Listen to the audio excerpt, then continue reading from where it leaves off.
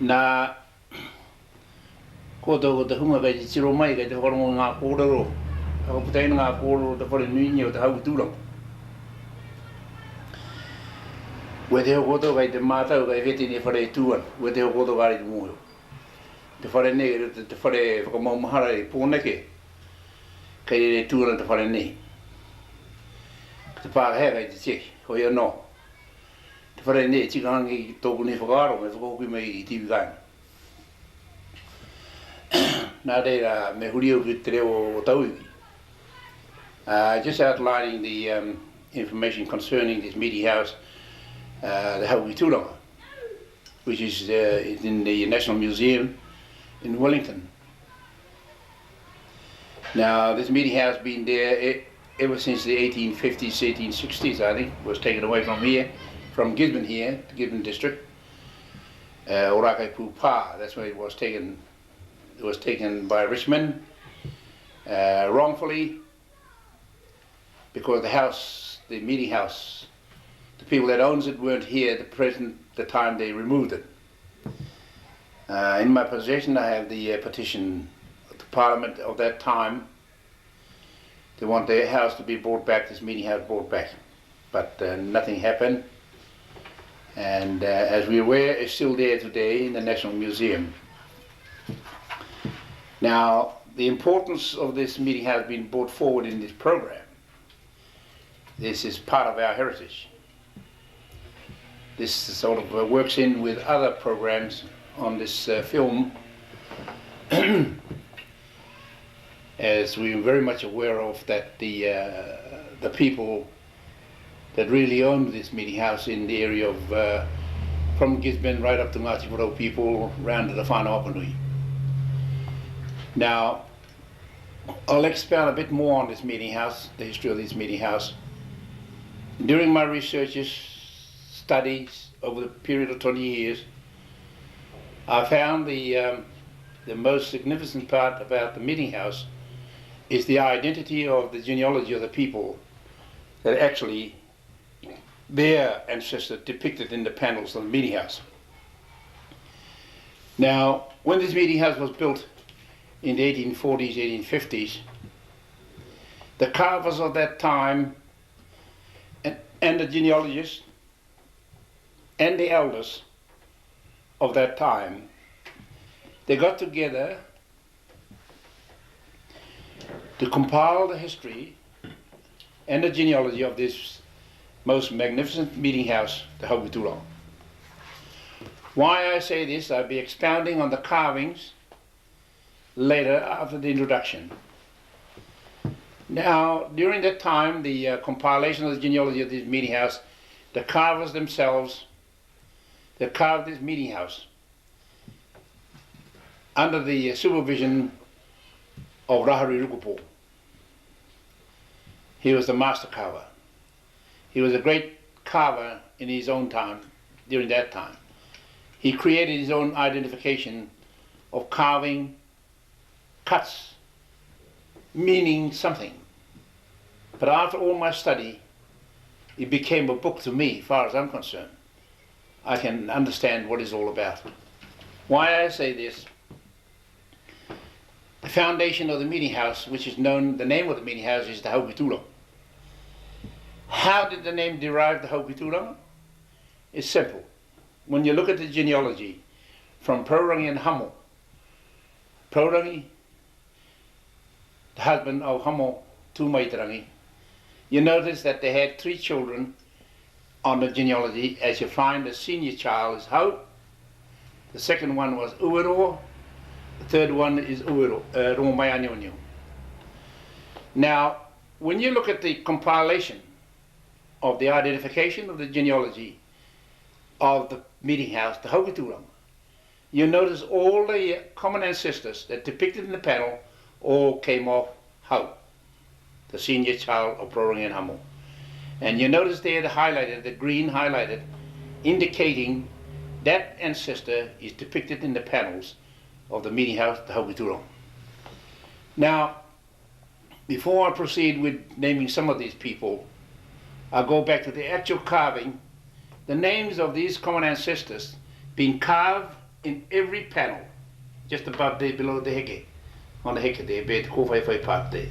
You find all the names carved into the wood by the carvers themselves when they built that meeting house.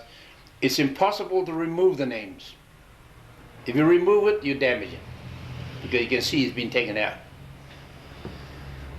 Now, all my studies, I've studied the meeting house within this period of time, 20 years, and I also found out through the discussion we had with the board of directors of the museum, the director, Dr. Yodwin, and the caretaker, Ngati Porou, from Rarotonga, was one of the carvers under the supervision of Pina Taiapa and Johnny Taiapa, and Apina Ngata during the restoration of this meeting house.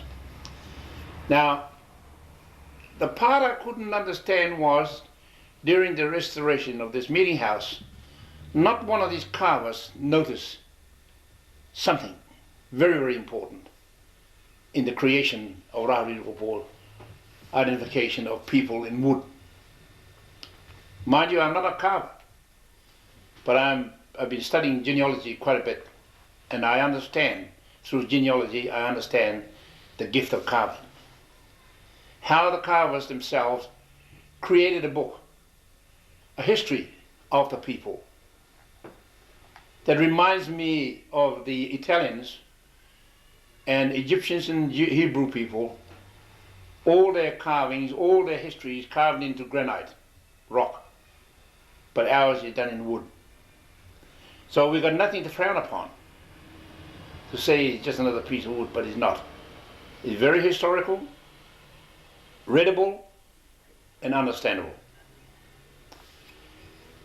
Now, to be able to gain all this knowledge, what I have, I'm not boasting, but I have, is what you call a gift of the spiritual world. During my studies, continuous, the spirit of these people, which is, I know, I'm part of them. They never leave me, and they always guide me how it should be done. And that's why I'm very pleased and proud of myself to be able to do all this sort of work. Now, from all this knowledge I have, it's partly understanding Christianity.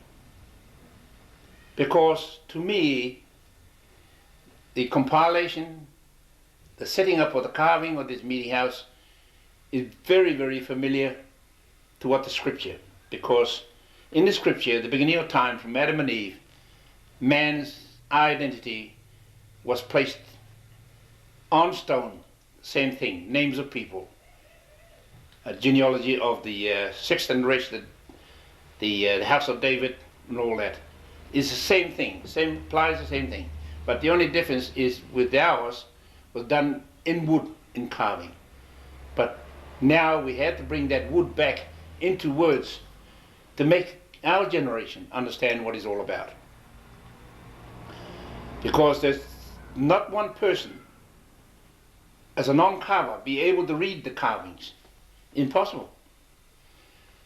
Even a genealogist won't be able to read it unless it's been tabulated exactly how it's done in this meeting house, Te Hau.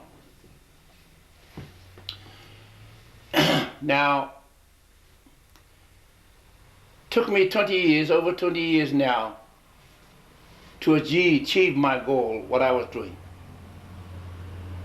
To be able to talk about it, all these carvings, tukutuku work, tāniku work, no matter what part of the meeting house. All through the studies of mine, that's how I derived to receive the korero, which was planted by this lady in the blue. During this time, this was the dedication of my cloak in the Church of St. David's in Hastings. Now this is the outcome of my findings, my studies. Took other people to see what I was trying to do. Now, this particular person, this person in the blue coat standing here, she came from Te Togarewa people, from North Auckland. As I said before, she came from Taheke. Now, leaning on the table also, that's her son, this one here. Straight behind her, the Reverend Rakoya. Now, that's in that picture. Now, the picture opposite here, that's myself. Just came out of the church after the blessing of the cloak. The Reverend Koya, and that's the son that belongs to that Kuya there. And that's my namesake for the baptizing of the namesake that same day. So that's the outcome of all the studies I have. That's the reason why they placed that Porou on my shoulders. Took other people away from this area, from home here, to recognize my work. Because I know, and I'm positively sure, this is the first time the true identification of this meeting house, the Hauki Turanga, ever been tabulated this way. Never been done before. I have in my possession the guidebook of the Hauki Turanga, been compiled by people for monetary gain. And the misuse of the heritage of the Maori people had been damaged by Maori. I'm sorry to say that. I have two books in my possession, the two guidebooks of the Hauki Turanga. The first compilation was done in 1965, and the person that compiled it is supposed to be recognized as a great historian. But I think during his time he wasn't aware there'd be a newborn coming up somewhere. So all through my studies I found out where it's gone wrong. What's gone wrong? I'll tell you. I'll talk about it. All these panels, as I say, all this carving got the name on it of the common ancestors, or ancestors, whatever they connected to each families. But what he did, the name is still in that meeting house, but in the guidebook of the Hauki Turanga, it's not in there anymore. They put theirs in there, they put their name in there for monetary gain. Through my forcible understanding studies, the gift of nature, gift of spiritual world, I found out what they've gone and done. I called a conference with the National Museum in Wellington. We went through there, George Brooklyn there was one of them, quite a few of us went through. Expounded in that meeting house. I was talking to professors and doctors of boo-boo butterflies a lot. I made a request in that meeting, I would like them to have a look through that meeting house. Take the names of every panel and come out and read it out. And they said, no need to, the book has already been compiled. I said, go back again and make sure, because there's something wrong with it. So they did. They took the names off.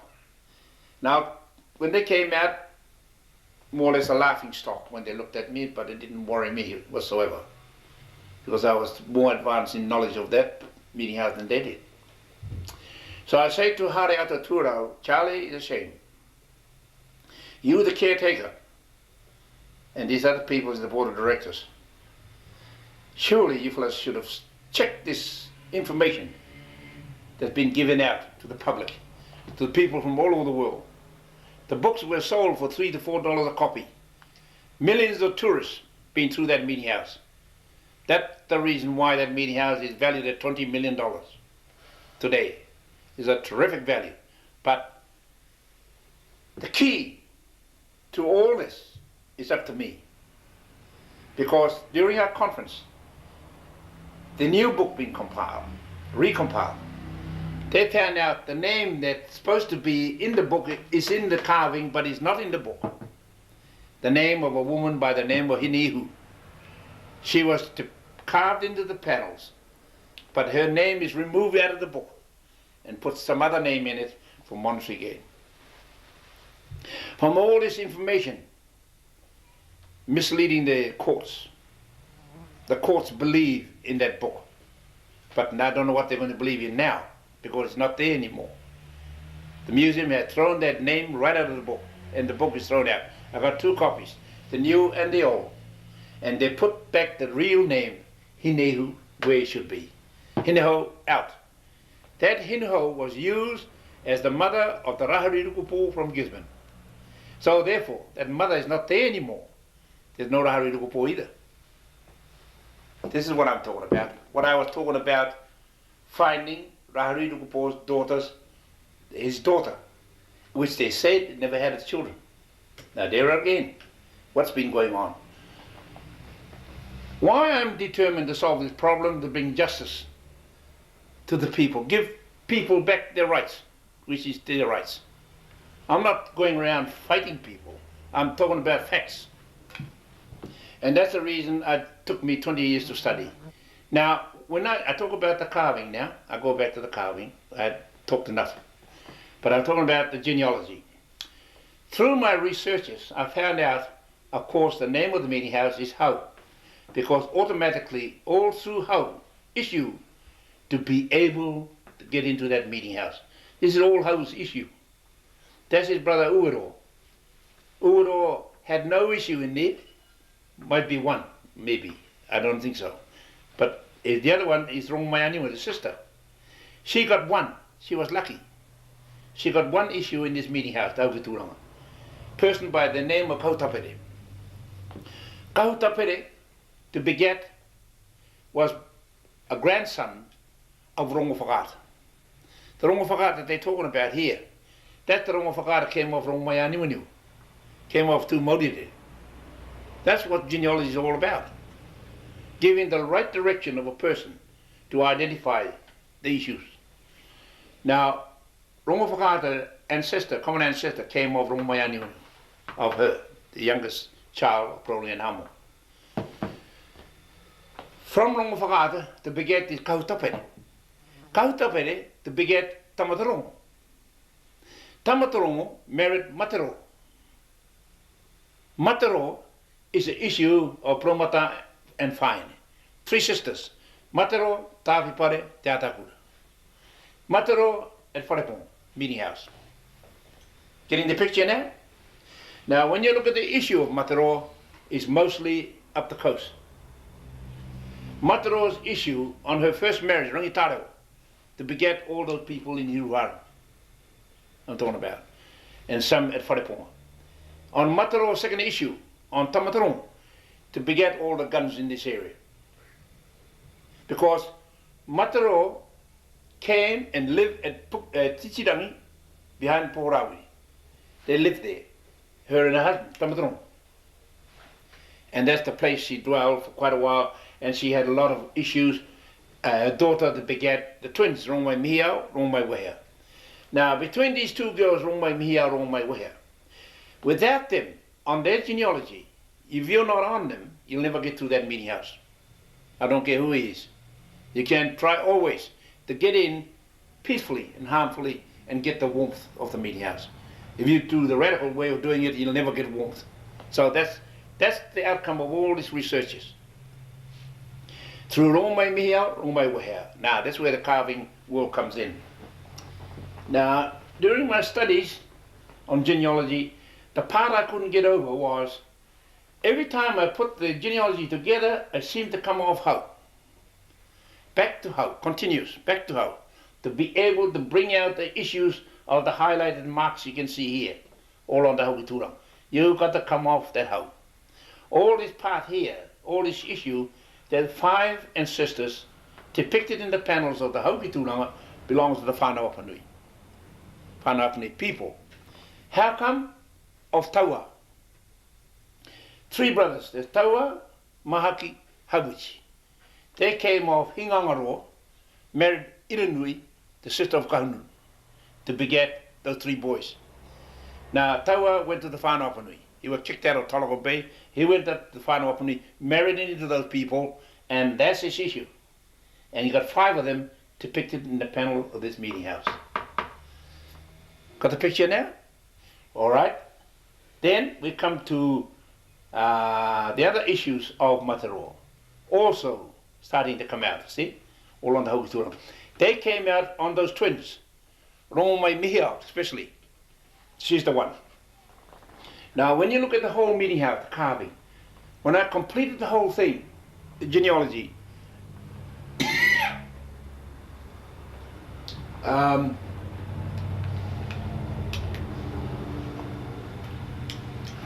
Dr. Yodwin and Charlie Turo and them, from the National Museum, they came here, and I gave them a lecture on all this. And this is the part I was talking about. Charlie Tura was a caretaker. Charlie Tura was one of the carvers that restoration. Johnny Table, Pinte, not one of them, spotted all this information. Not one of them. Now, when I studied it, I looked at it this way. It's the first meeting house I've seen with 2 korero. There, 1, 2. I asked that question when I was in the National Museum. Nobody seemed to understand. Why? The man on top, the woman at the bottom. When they look at the genealogy, Te Hau is the name of the meeting house. Te Hau ki Turanga. Through Hau, they begat whare. Whare is a well-known common ancestor in the genealogy world. Married Promata. To beget Mataro. That's Mataro.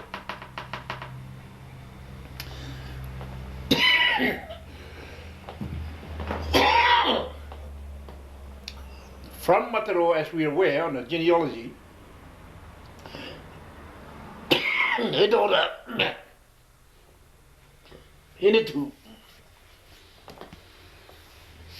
Hinitu begat the 2 twins. When you look below, on the Te Hau here, the first thing I notice, the body been split in half. That's the twins. That's wrong way here, that's wrong way here. The 2 of them facing each other, the one head. Now, all through that, I knew straight away. They're the twins, here's their issue. Complete. Then you'll be able to walk into that meeting house and feel the warmth. I feel the warmth every day. The one that done wrong is not too warm. So that's it. This is the heritage of the people. Ngati Porou, whanau Apanui. If I go around the marae and show them all this, you find a difference. Absolutely big difference. So that's what it's all about. The whole meeting house become a book to me. I can read it. Now I'll go back onto the carvings. When I went to the Rotorua, the carving school in Rotorua, when Johnny Taylor was still alive, I had a lot of dealing with Johnny. I asked him a question about carvings. You see that carving there?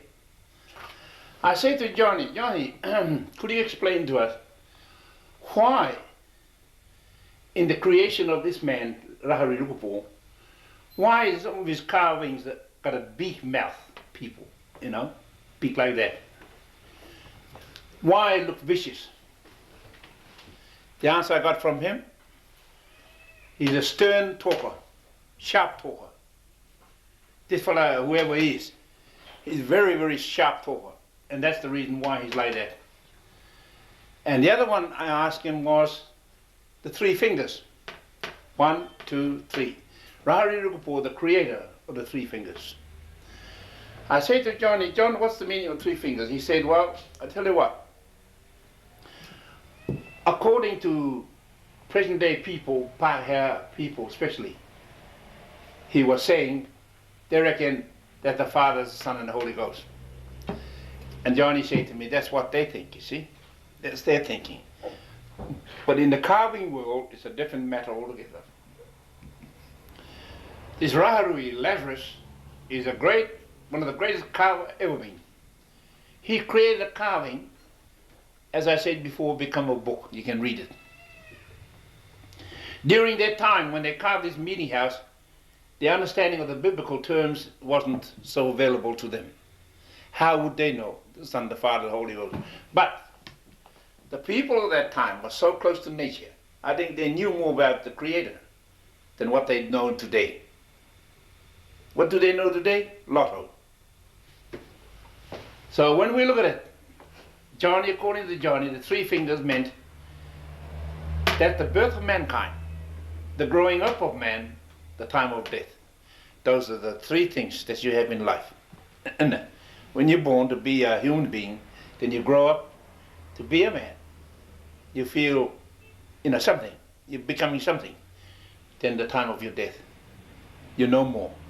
That's the meaning of the 3 fingers. But this mouth part here, he was saying that's what they call a sharp speaker. Man that speaks very fast and very sharp. Now, a lot of other things he talks about. Now, all this here, that pattern of carving there on the knees, you find it in the buttocks, and you find it on the shoulders.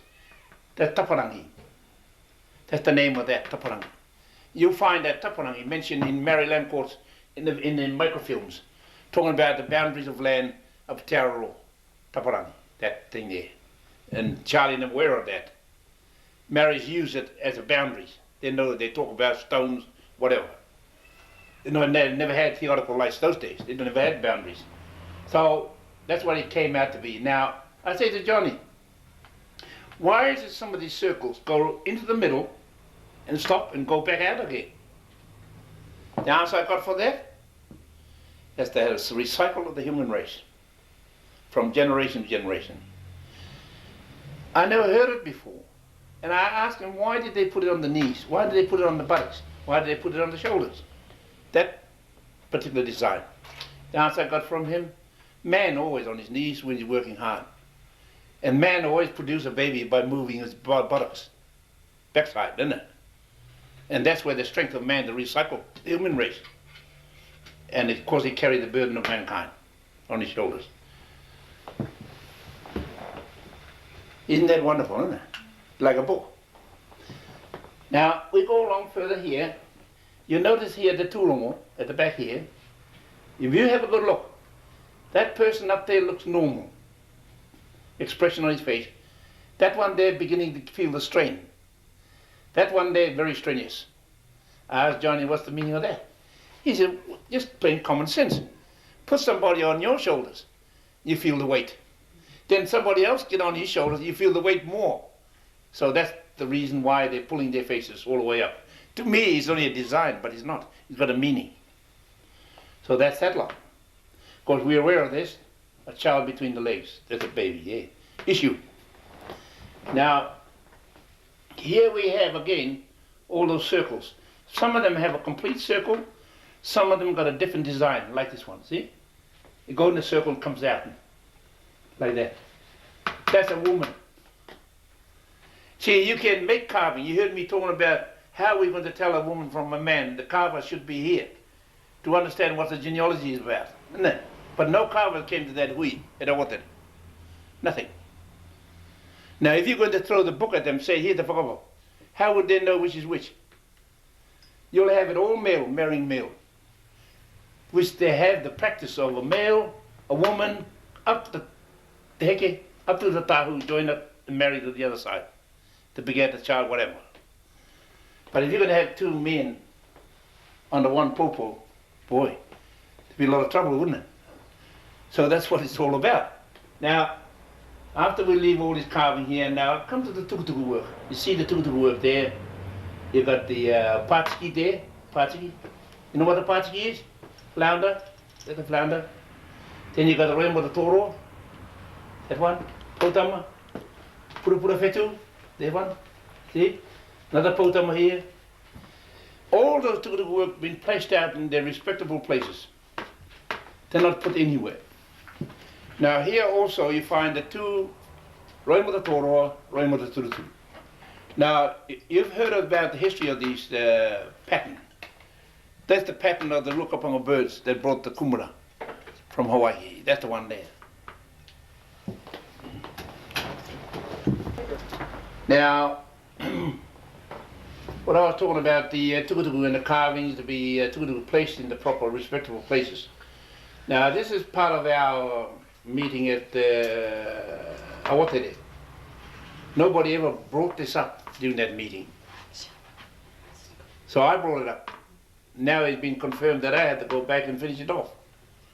Now, what's going to happen in the Awatari meeting house? I'll expand on that Awatari meeting house. I'm using this as a foundation, the base of my work. Now, at the back of that meeting house they built in Awatari, they got 2 big carved panels. 1, 2. Let the big gap between, right up to the top, the tool, right at the popo. What they're going to do there, according to them, they're going to put a tukutuku work, full tukutuku pattern, right up to the ceiling. So during our debate, I said to that chap that built the meeting house, I said, look, what if we're going to use the meeting house for? Just for meetings and that and so forth? He said, no, partly church. I said, well, if that's the case, wouldn't you feel it be advisable for you fellas to do the, put the pattern of the potama, this pattern here, then have a cross right in the middle, right up to the top. If you're going to use the part of the meeting house as church, put the cross and the potama creeping into this cross all the way up. That's what we're looking for, the stairway to heaven, in other words. Okay? That's acceptable. That was agreed upon. And I said you can have your table or whatever it is in front here, where the preachers stand and preach the gospel. He said, that's it. That's what we're looking for. The other question they asked me, what about the walls butting into the back here, those walls there? What are we going to put in there?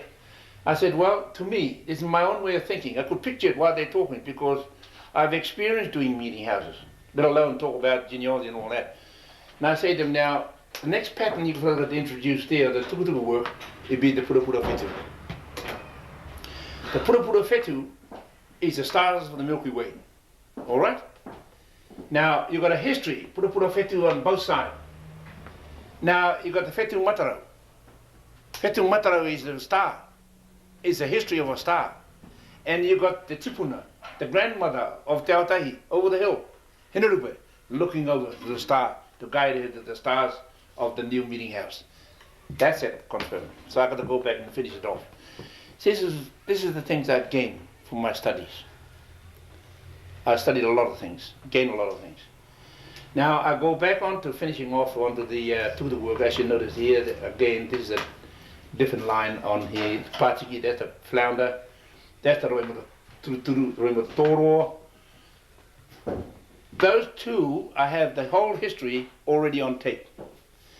The migration, the bringing of the kumara on Rukapanga's birds, the two birds. That's where those long tears and the short tears came from. See, the coming of those two birds, Rukapanga.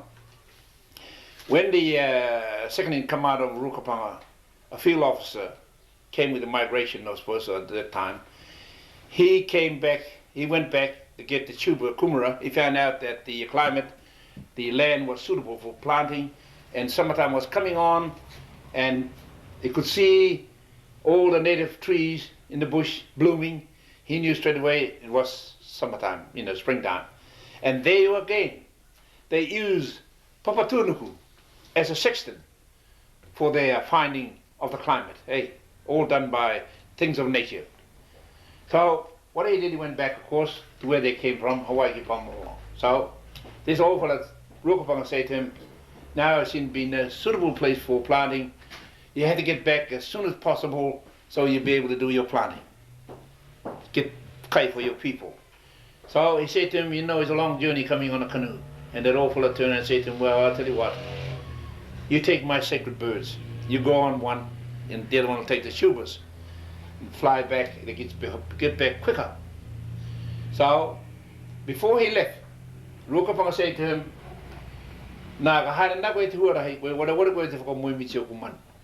bless my birds, don't ever forget, so they can come back safely to me.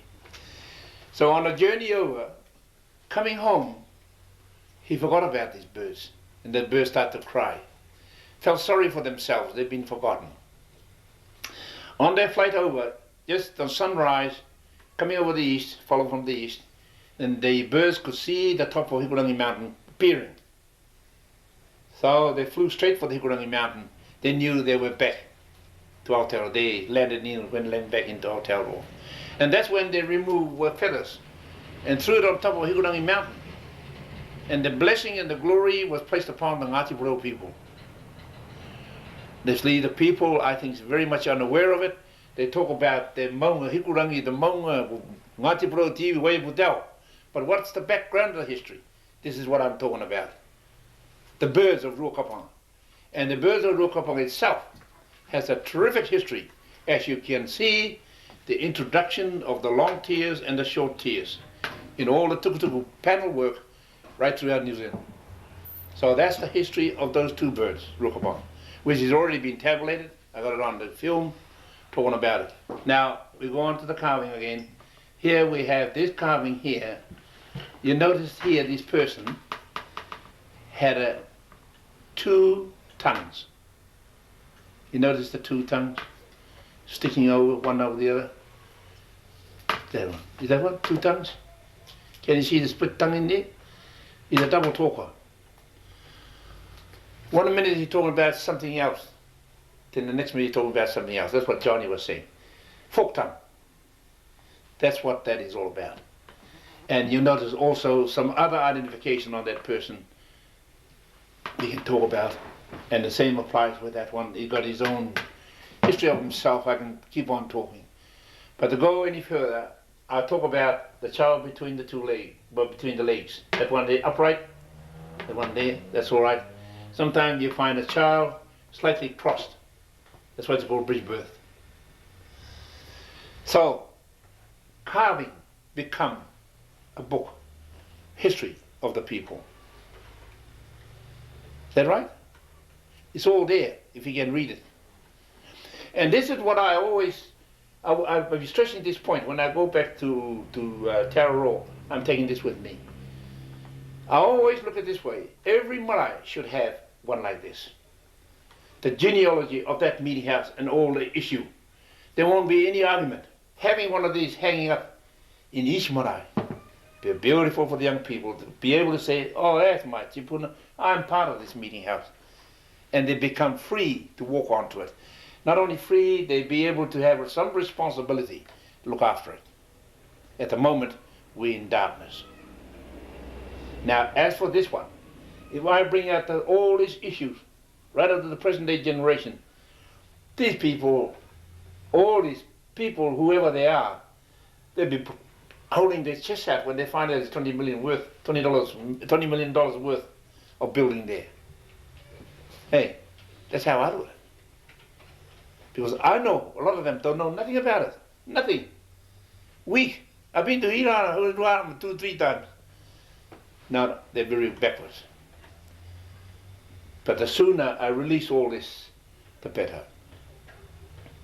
So, you people lucky. You're the first one to be able to photograph it. And I expound on it. Any other question before we close up?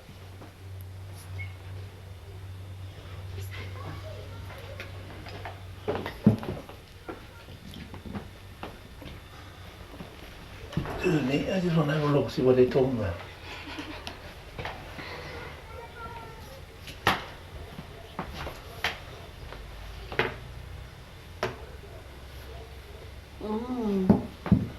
Are you trying to, you just asking me the question about the child being, well, that child is all right, leaning on the head, that was right, same as this one. Oh, this one's upright. That one is slightly on the side. Well, that could be some defect of birth, I put it that way. But Johnny and them never mentioned much about those. The only one they mentioned is the one the baby crossed between the legs. The bridge birth, hey, there's nothing here. I can't find any here. Could be one there somewhere. We look carefully, we might pick up one. That's what they call the bridge birth. Then sometimes you find, Johnny was saying, you find a carving with a woman with double breast, double, both breasts out, or something like that, but no child between the legs, or something like that. Had twins, but died at birth. Something they did, all got a meaning, no matter which way you look at it. It's just plain common sense, I think. That's how I look at it. So I talked about to see, really, to talk about all these people, we'd be here all night. Now, I just give you a rough through when I talk about it here. See, all this issue here, that belongs to the Whanau people. They've got 5 on there. And this one here, all these people here, this connects up to here, the Gisborne area. The court here, the Girangi and them. Yeah, the court here, the Girangi there. And this one here, that's Uero, Hau's brother, married Dr. Waimua. I might as well bring this up so you people know what it is. Now, this Te Hau Moore, that was Hau's first marriage, that girl there, Te Hau Moore. So she left him and she married the brother, the younger brother. From that marriage, they begat Tokarewa Wahine. Iwi pupu, tamate pokai whenua, kahununu, and Irirtu. You see that? Kahununu came off the brother of Hau.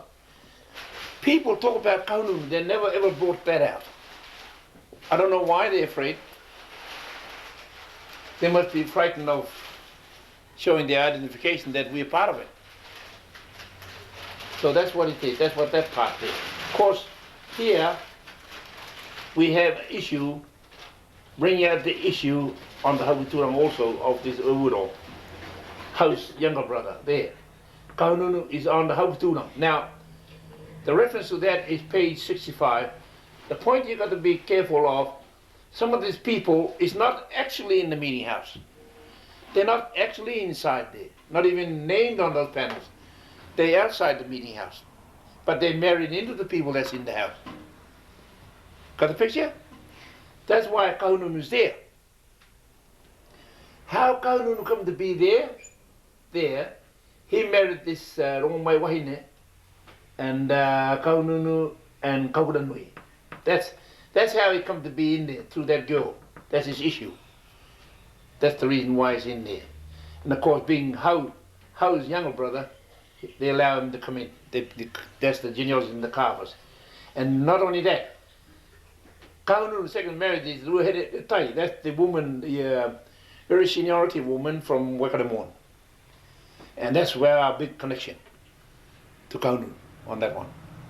See, I go on Kahunu myself. I go on Kahunu twice, 3 times. On Rongmai Wahine, this one here, etahi. Rongmai Wahine, I go back to Waikato, you see. A lot of people like that. You don't know exactly where they come from until you start probing into it. So you find all these issues here. You also find the Kani family here, the Eke Rawudi Teke, and the lot, all here, the whole lot. Mackies, the Kerekere, and whoever they are. And a lot of other people to come yet. I can't get it all in. But I got it all in the book. If anybody starts screaming, look, mate, you didn't bring me out, I'm on that one. Oh, there's the book there, mate, have a look. I can't put it in there. Impossible. Can't. But that's what we want on all the maraes. Now you go to Hinurupe. How many people can say, oh, I'm part of Hinurupe? Can you show it, mate?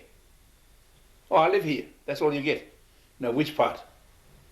But if you have it like that and hang it up in there, they know exactly what they're talking about.